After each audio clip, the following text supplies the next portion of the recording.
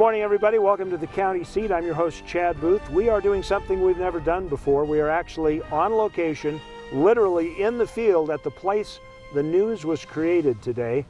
We are along the Bald Knoll Road in Kane County, Utah, and this is the results of litigation that awarded 12 RS2477 rights-of-way along with its appurtenances and privileges to Kane County.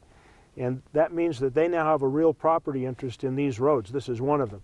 That's going to be our topic today. We're going to talk about the court decision, the impacts it has on the county, where they go next, and advice they have for other counties that are facing road right-of-way challenges in their county. But just in case you've been living under a rock for the last decade or so and you've missed this controversy, we're going to give you a little background first on RS2477 and how Kane County got caught in the fray. Here with that report is Derek Dowsett. Last week, a federal court handed down a decision confirming that Kane County owns 12 out of 15 contested roads that were indeed RS2477 right-of-ways. RS2477, as a grant of a right-of-way for a highway to a state or a county, was in effect until 1976, when it was repealed, but it was also grandfathered as to all previously established highway rights-of-way. And so it's basically the way the public accesses, particularly the western United States, is through RS2477 granted public highways. There were many, many steps along the way that we tried to cooperate as a county and as a state, and the federal administration, the BLM, and the U.S. Attorney's Office said, no, you don't own these roads, you don't have any right to these roads. We're telling you what you can do and what you can't do on these roads, how you can maintain these roads. You have to come to us for permission. Well, that all ended last week with this decision. All in all, we won 89 of the 95 miles of road in the lawsuit, and it kind of should set the framework for, hopefully, an opportunity for the Department of Interior to step back and say, yes, there are public highways out there. We need to deal with those. We're not talking about building new roads. We're not talking about destroying the land. We're talking about people having access to their public lands. When you are trying to get from point A to point B, the value of a road seems pretty straightforward. But the debate over what is a road has been going on for decades. Started about 15 years ago. That we got word that they were going to start shutting down roads and closing down roads. This was after the monument was created.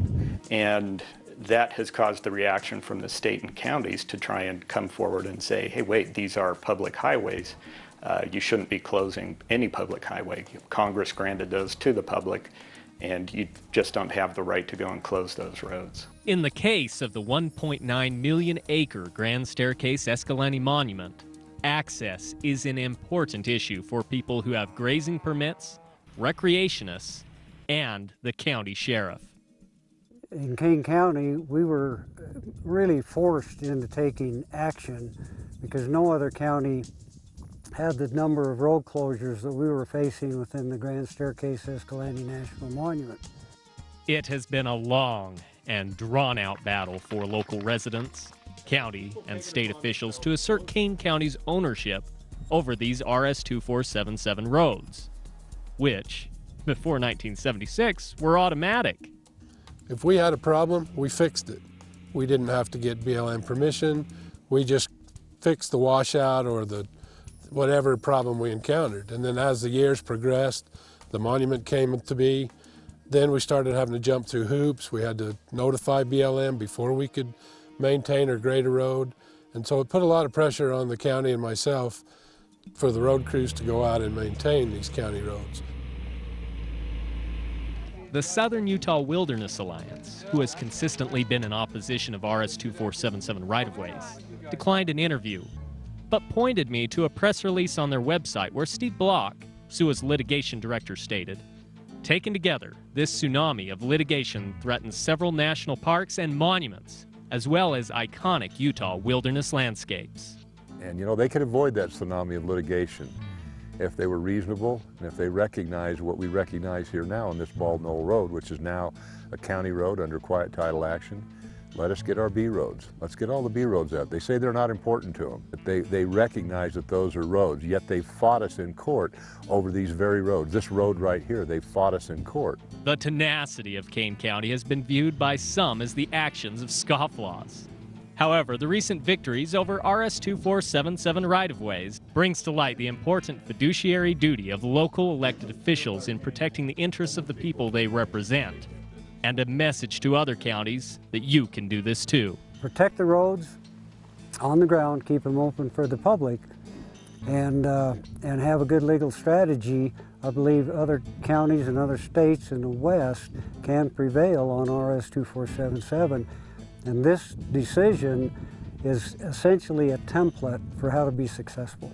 This is the biggest win we've had so far out of all of it, which we've now set the precedence for over 12,000 roads and 26 lawsuits. For the county seat, I'm Derek Dowsett. Well, thanks, Derek. That gives us the background for the upcoming conversation. You got a little bit of history of what's happened down here in Kane County on the roads issue and RS2477. When we come back, we will talk with the current county commission and talk about the significance of the decision and what they're looking for in the future. We'll be right back after this commercial break. Almost 45% of the oil produced in Utah, 7.8 million barrels, comes from Duchesne County. That oil feeds our state economy, provides job growth, and supports local business. Here in Duchesne County, we're working to make Utah an economic, cultural, and technological leader. Whether you're here for business or pleasure, Duchesne County will welcome you with open arms and invite you to explore all the beauty of the Uinta Mountains. Duchesne County, close enough for business, far enough to get away. The best part about raising children here in Vernal and the Uinta Basin is just the smaller community that makes you feel like when you go somewhere, you know everybody. It's not too big, it's not too small. We're close to the Wasatch Front if there's anything we need out there. The support is unbelievable. Even though you don't have a kid playing high school football, you go to Friday night football. My job has offered me the ability to college educate all three of my children. My father, he was an engineer for Chevron, retired 39 some odd years. And Jeff, my husband, it's the same way. He's always worked in the oil and gas, always had a job here.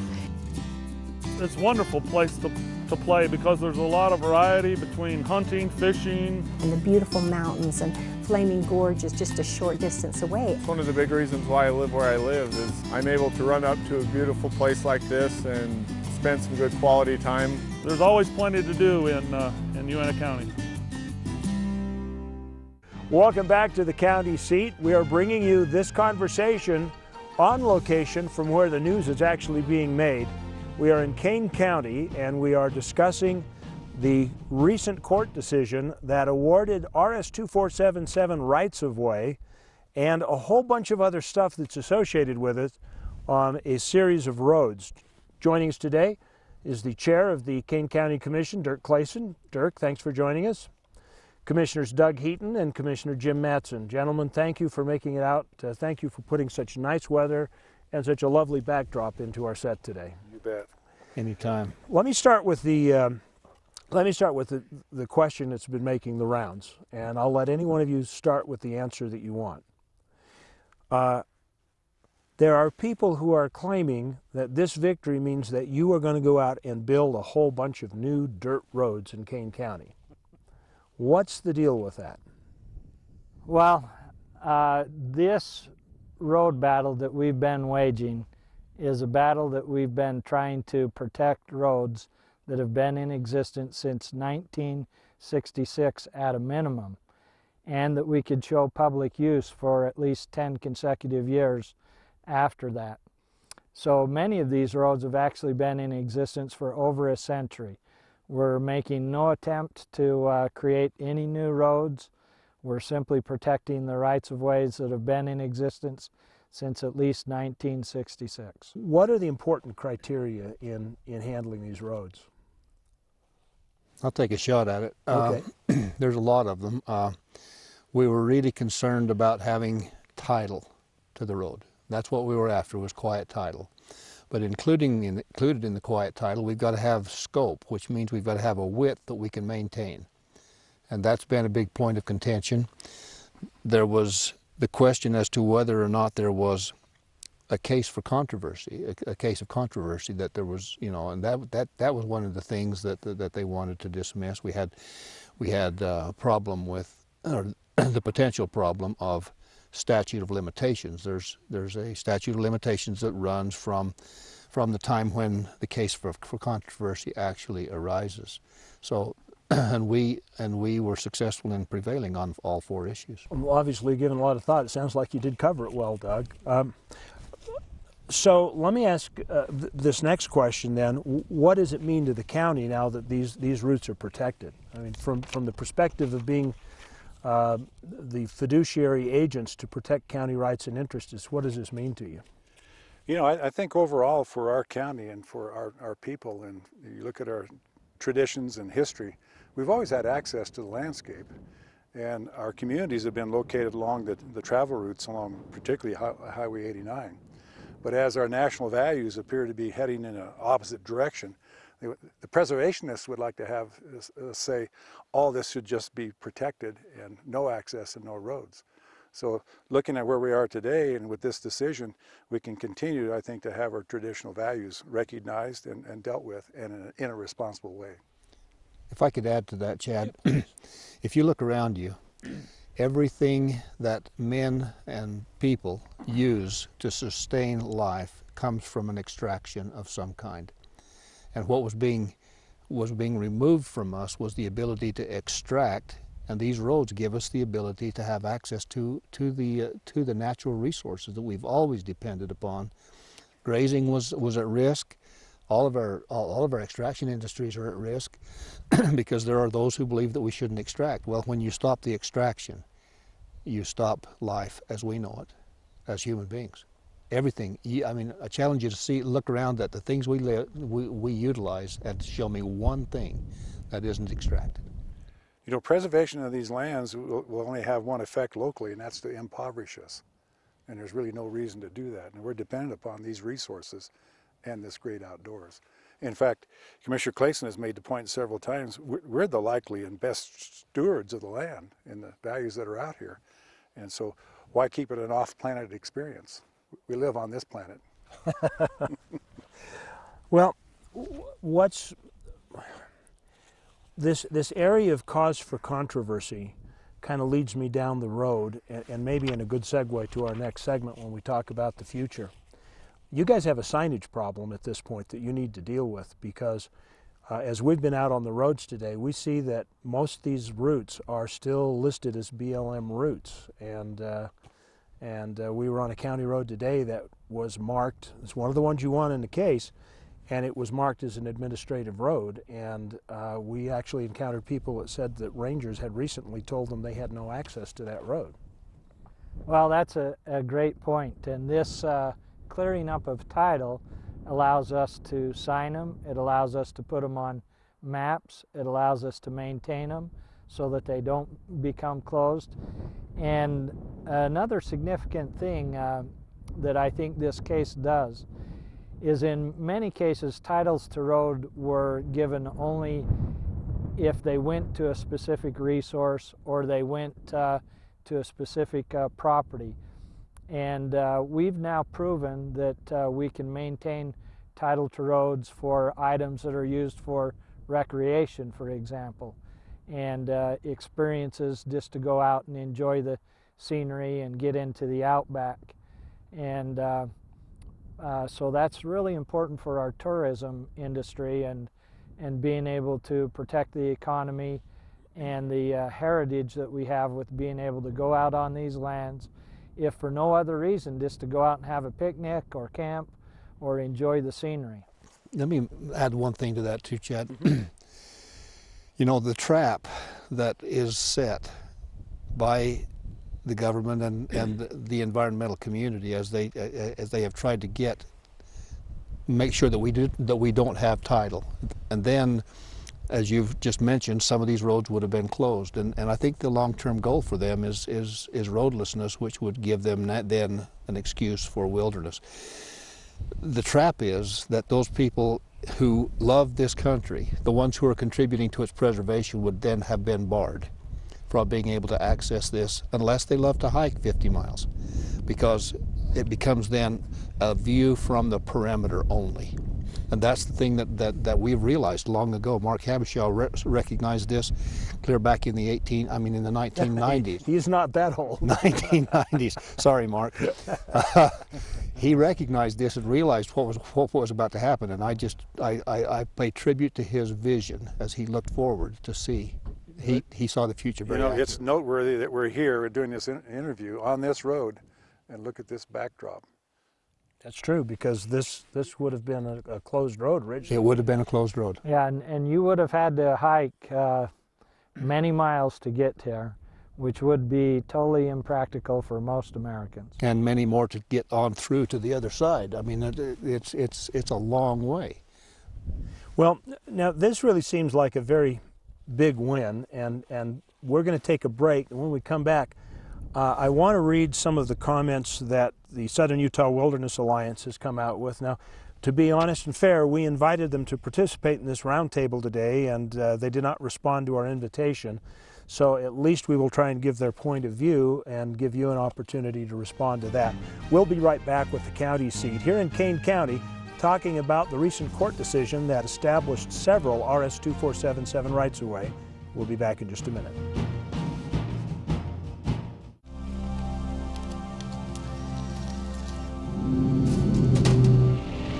Unlimited opportunity for adventure is closer than you think. It's all about knowing where to look and when to act. Get ready to grab the steering wheel and put your pedal to the metal as Millard County Raceway presents Dirt Track Racing at the Millard County Fairgrounds in Delta, Utah. Go to MillardCountyRaceway.com for more information. Pick your adventure in Millard County. Let's be honest, you don't know much about Beaver County. Well, let me tell you about it. It's the birthplace of outlaw Butch Cassidy and inventor Philo T. Farnsworth. Some of the best skiing in Utah is at Eagle Point. You've got camping, Canyon Breeze Golf Course, Crusher in the Tushers, Beaver Territorial Courthouse, snowmobiling, Renewable Energy, Pioneer Car Show, Squeaky Cheese, Ghost Towns to explore, best water in the country, Paiute ATV trails, Old Frisco Kilns, horse racing, hunting, fishing, and it's a good place to live. Beaver County, mountains of fun. I could tell you more, but why don't you come and see it for yourself? Who is it? It's your mother. I'm here to see my grandbaby. Did you get your whooping cough booster shot?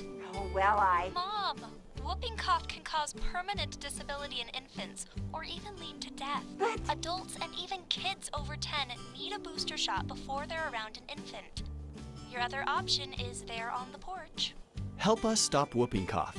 Visit us online to find out where you and your family can get vaccinated. Welcome back to the county seat. We are on the Bald Knoll Road, located in Kane County, on a now county right-of-way that before a court decision would actually have been considered, at least by the land managers, a BLM right-of-way. Gentlemen, I want to take a moment as we talked before the break and talk about the Southern Utah Wilderness Alliance. Again, we invited them to participate. We had no response from them. But if they were here, they would call this a handful of right-of-ways and not significant. They would say that the state and county had not met your burden to establish the rights-of-way. And they would also say that it is a tsunami of litigation that threatens several national parks, wilderness landscapes, and that many of the roads don't go anywhere. So there's their accusations in print. What are your responses? Well, I'm glad that it's not significant to them, because that's kind of different than what they've been putting out to their membership, that these issues are very significant and threaten the outback in serious ways. And we, as I've stated before, feel like that we're just establishing rights for what have been historic uses. Some of these roads go out into scenic areas. I've been on all of these roads a number of times, and they lead out into the areas that we've historically had access to, and we want to simply maintain that access. You know, SUA has an interest in this landscape and access as well as we do at the same time. I think, you know, SUA's major role has been to litigate issues wherever they could find some vulnerabilities. And they simply lost on this argument in this case, as ruled by a judge. And I think it opens it up for everybody in our country to enjoy this landscape and to be able to have access to it and not limit it just to a few. So these issues oftentimes become more biopolitical than practical. It's just too bad that we had to go to the extent this county to be able to maintain this right. Yeah, we'll get to that in a minute. I want to follow up with this question now. More than the right-of-way, the actual right to hold title to the road was established. And Doug, you referenced one of the issues earlier being scope. Tell us about the scope, because it's not just the blighted area you see behind us, is it? No. And you know, the decision gave us different scope on different roads. Some of the main traveled roads have 66 feet. Some of them have, 35, and some 29, and some I think only 19 feet. I don't quote me because I can't remember the exact numbers, but the scope isn't the same on all of them. The point is that the county needs to be able to have enough room to do what they need to do in order to maintain the access, to maintain the title. So. That's an important question. Now here's one other one, and I've been thinking about this all afternoon. You know, there are 2 points of thought that came up in our conversations earlier about moving forward and being more aggressive, and before the next case is resolved, because of this precedent, you should open up some of the roads that the BLM says is closed. And the others that say, don't rock the boat, let's just go after and wait till the decision is made. The thought that hit my mind, though, is one of your criteria is cause for controversy. If you don't open up some of those roads, do they already have cause for controversy, or would actually reopening some of the roads that are currently closed and litigated create that cause for controversy? I think we've shown that we have several causes of controversy, and we have several well-documented ones, like the iconic Priya, which is one that has been closed, and one of the ones that is in our next round of litigation. And so I think that we will try to methodically work through issues. We're not trying to create controversy that doesn't exist. We're simply trying to, again, protect those rights that we've had in the case of Priya for 120 years or so, and reestablish those as rights of ways that are open and accessible to our public. Jim, comment? Oh, I just was looking at the guy running the camera saying we're about to run out of time. That is a good comment. All right. Well, this is such a good conversation. It's gone way too quickly. Stay with us. We'll take a break. We'll be right back here on the county seat talking about RS2477.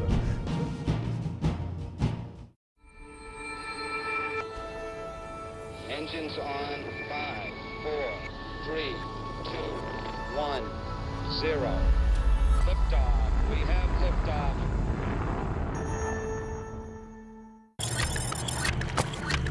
What brings you to St. George? Business meeting. Staying long? Just here for the day. Quick in and out. Hey, I just landed. Can we meet in a half an hour? Not too bad. Why so fast? Stay any longer? We'll run out of things to do. On second thought. Buddy, something's come up. I'm gonna need another hour. Can we push the meeting till noon?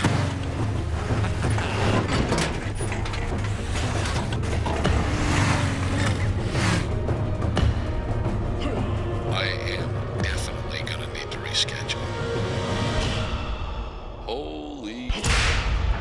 Sit back, relax, and enjoy your 45-minute flight to Salt Lake. How'd that meeting go? I should have booked a weekend. Welcome back to the county seat. Our topic today has been RS2477 roads. You know, behind us is the Bald Knoll Road, and county maintenance on these routes is important. And for a long time, the county, because of a lawsuit response in a lower court, couldn't maintain the county road system. This one is not that bad yet. It just hasn't been bladed yet for the spring, but usually this looks pretty nice out here. My last question, we've got about 3 minutes. There are other counties that may be watching this here in the state or from around the country. what advice do you have for them? What do they need to do, or what do they need to be aware of so that they can go through the same process? Probably the most critical thing that they need to be aware of is that they have to be able to produce witnesses who can testify that they were on that road for 10 years prior to 1976, which means that their witnesses are getting really a little older, unless they were extremely young. So that's been one of our big problems, is that we've had witnesses die and the federal government has really resisted the ability to take depositions. So that's going to be the biggest challenge, is that and the statute of limitations. Once they have shown a case once they can trigger a case for controversy, and they'll go back and say, well, we did something 15 years ago, you should have known. So once they can trigger that, then you have just a few years before your statute of limitation runs. So there's two really important things, and I mean, get started early and get your witnesses and get them deposed. What would be the two things? You know, I think they need to know what the legal theory is and what their latches are, so that you can end up having a theory that'll help you out, you know, in a legal sense. It's just too darn bad that we have to work this stuff out in court instead of out front and through the land management planning process. Well, let me pose this question, because if the land agencies continually lose, aren't they better off just to sign an administrative decision and not take them to court if they can't win any of them? I think so, and we actually invite them to take that position. As we argued these matters of fact and truth in court, it was obvious that the roads had been here. They could be shown that they were here for 80 years or more. They could be shown that there were many, many witnesses, and most of the arguments against us were simply trying to trip us up on realignments of roads. Was there a continuous space of use that we could produce witnesses for? And you know, there was never an argument that refuted any of our truth or fact.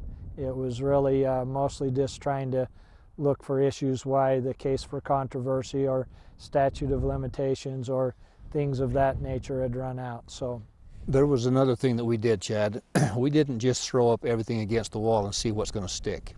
We were very careful when we selected the roads, because we selected the ones that we knew we had witnesses for and that we knew we had plenty of time on. So, you know, they need to be careful what they select.